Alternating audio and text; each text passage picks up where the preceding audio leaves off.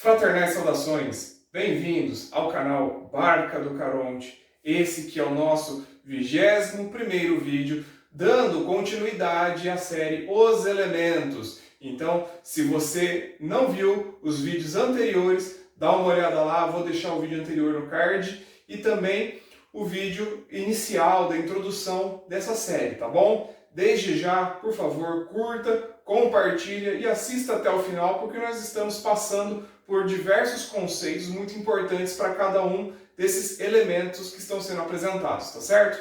Então, sem mais delongas, entreguem suas dracmas, porque a viagem vai começar. Dignos, hoje nós vamos falar do elemento ar, ou Wire, né? Lembrando que a gente está trabalhando com os elementos através da perspectiva dos tátivas, certo? E a bibliografia que eu estou usando é o Iniciação ao Hermetismo, de Franz Bardon, certo? Muito bem. O elemento ar, dentro dessa tradição, dentro do que Franz Bardon coloca para nós, ele também, assim como a água e o fogo, ele vai se formar a partir do Akasha. Lembrando que o Akasha é o quinto elemento, a quinta essência, o éter, tá? Pois bem, ele se forma a partir de Akasha.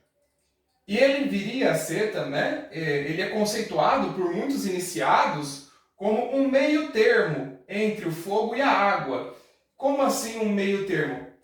Uma coisa muito importante de relembrarmos aqui é que nós estamos tratando dos 4 elementos não num sentido literal, não num sentido físico da coisa. Algumas características dentro da magia vão se referir aos aspectos físicos, né, daquilo que se trata, como por exemplo os elementos. Então você vai ter diversos procedimentos, rituais, até mesmo partes teóricas se referindo à questão física dos elementos. Mas de modo geral, como nós estamos tratando aqui, né, trazendo esse conhecimento dos elementos de uma forma arquetípica. Tá certo? Então nós não podemos levar certas coisas ao pé da letra e sim entender os sentidos metafóricos, aquilo que Eliphas Levi vai falar de enxergar na quadratura do círculo, ou seja, enxergar para além do óbvio, para além daquilo que se mostra em sua literalidade, tá? Então, quando a gente coloca meio termo entre o fogo e a água, é num sentido arquetípico, num sentido simbólico, tá? Ou seja, ele vai trazer aqui para nós algumas características compartilhadas com esses dois elementos, tá? Então, por exemplo, do fogo, dentro dessa lógica, dessa construção, do fogo ele vai assumir o calor, tá? E da água ele vai assumir a umidade, tá? Então, calor e umidade.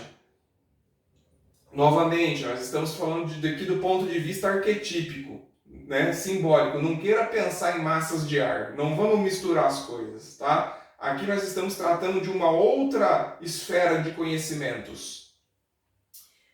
Bom, dando continuidade depois das ressalvas, quais seriam as chaves arquetípicas, né, de Wire?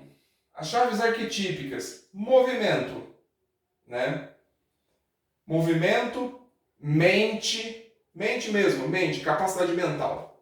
E comunicação. Ah, mas a água e o fogo não tem movimento, a água escorre e tal.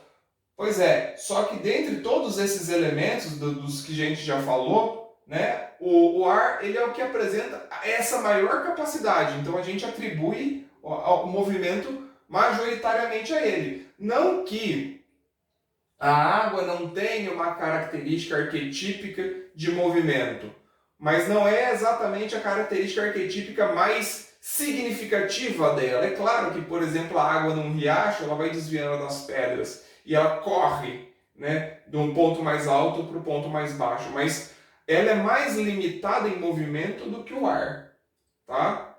Mais limitada em movimento do que o ar. O ar tem mais graus de liberdade para se movimentar, vamos pensar assim. né? E, né, falei dos 3 elementos só porque comparar com a Terra é óbvio, a Terra é muito paquidérmica, não vamos falar de movimento, né? Bom, o que mais? Movimento, mente e comunicação. Por que comunicação? Veja, eu estou falando com vocês, vocês estão escutando a minha voz, né? Como é que eu faço isso? As minhas cordas vocais, elas fazem o ar vibrar. Então o ar transmite a energia na forma de energia sonora, né? Em ondas sonoras, e permite que esse som chegue até vocês. E vocês decodifiquem, né? O cérebro de vocês decodifique. Mas, ou seja, o ar é esse agente que capacita a comunicação. Esse agente que transporta o verbo. E esse termo é importante em magia, mais para frente vocês vão acabar se deparando com ele. Ou seja, você precisa de ar para ter ondas sonoras, ondas mecânicas, né? No caso do ar. As ondas que se propagam pelo ar são ondas mecânicas, né? Ondas mecânicas também se propagam em meios que não sejam o ar, ou seja, meios materiais. O ar é um meio material. Mas o que eu estou querendo dizer com isso? Que no vácuo não tem como você escutar alguém falar. Por quê? Porque não tem ar para vibrar. Essa é a grande sacada. Ou seja, a comunicação está ligada ao ar. Sem ar, sem comunicação. E aqui a gente está falando de comunicação verbal, tá? De fala, de comunicação no sentido sonoro. É claro que aqui, novamente, estamos falando de arquétipos, então a gente vai associar o ar à comunicação. Mas linguagem não verbal, então quer dizer que não é ar? Não, arquetipicamente todas as comunicações estão ligadas ao ar. A capacidade de se comunicar. Eu só quis trazer essa ideia do ar, das ondas sonoras, para ficar intuitivo. Vamos lembrar que a gente está tratando de um conjunto de conhecimentos que não é ciência, né, num sentido acadêmico, mas é um conjunto de conhecimentos ancestral, um conjunto de conhecimentos tradicionais, antigos, que trabalha com outra lógica, né, que trabalha com o simbólico, que trabalha com a intuição. Tá? Então vamos tratar dos símbolos. Polaridades. Lembra? Plus são as polaridades construtivas, minus as polaridades destrutivas, né?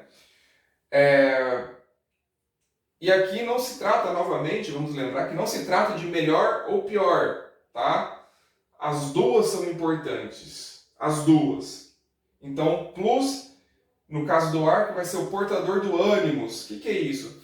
É aquele sopro da vida. Isso é um conceito um pouco abstrato ainda, mas você vê na tradição cristã, por exemplo, que fala que Deus soprou nas narinas de Adão, e aí ele respirou pela primeira vez. Então, tem essa questão do ar estar ligado ao sopro da vida, né? Diz também que quando a pessoa morre, ela dá um último suspiro antes de desencarnar. Então, existe esse símbolo, né, do ânimos ligado ao ar, tá? Como parte do plus dele. Temos também dissipação, né? Quando você quer dissipar as coisas, quando sopra um vento, espalha. Limpeza, de certa forma, o arquétipo do ar também vem para limpar, né? Quando o ar circula numa sala, ele renova o ar ambiente. Mudança. Novamente, o ar ele tem essa característica arquetípica de movimento, então arquetipicamente ele vem trazer mudanças também, né? A gente vai falar aqui embaixo da parte astrológica. Então, por exemplo, o signo de Gêmeos é um signo que está sempre não, tá? Eu tô forçando um pouco a interpretação, mas é muito ligado à característica do signo de Gêmeos, essa questão da mudança. Aí fala que geminiano, numa hora pensa uma coisa, na outra hora muda de ideia rápido. Por quê? Signo de ar, tá? Todos esses signos de ar eles vão ter alguma característica relacionada à questão da mudança, do dinamismo, da velocidade, tá? Então, mudança. E a polaridade minus, devastação. Que sentido de devastação? Veja, O fogo, ele consome, ele destrói as coisas quando perde o controle. A água, enchentes, inundações. O ar, tornados, né? Tornados vão ser esse símbolo de devastação também, ventos muito fortes, tá? O que mais? Inconstância. Aqui, né, devastação, assim como os outros elementos, é uma coisa mais física, de fato, mas a gente também pode pensar isso de forma simbólica, tá? Inconstância no ar, sim, o ar ele tem essa característica de mudança, de volatilidade. Um problema são sempre os extremos. Quando isso está exacerbado, quando isso está muito intenso, é a pessoa que é indecisa demais, por exemplo, ou situações que ficam mudando o tempo todo e você não consegue construir nada sólido. Então, inconstância. Ou seja, é uma polaridade mínus, tá? E volatilidade, ou seja, aquela característica muito aérea, muito, né, famoso cabeça de vento, a pessoa que está no mundo da lua, por exemplo, né, que é muito aéreo, muito distraído, cabeça de vento, né, vem dessa, não digo que vem disso, mas corrobora para a interpretação simbólica de, entendeu? E volatilidade também em outros sentidos, né, também relacionada à mudança, inconstância, tá certo? Bom, na alquimia, nós temos esse símbolo aqui, né? O triângulo com um traço em um de seus... Não em um de seus vértices, literalmente, né? Mas na parte um pouco acima da metade do triângulo, tá? Ou seja, um dos vértices separados aqui do resto da base, né? Ou seja, uma dessas linhas paralela à base do triângulo. Então, triângulo com um traço, triângulo de ponta para cima com um traço. Vai ser o símbolo alquímico para o ar, tá? E note que esses símbolos, eles têm aí uma correlação. A gente em alquimia estuda um pouco mais, né, por que esses símbolos são construídos dessa forma, e a gente vê que é o símbolo do fogo com uma alteração aí. Então, futuramente, essas construções vão ser melhor exploradas, tá?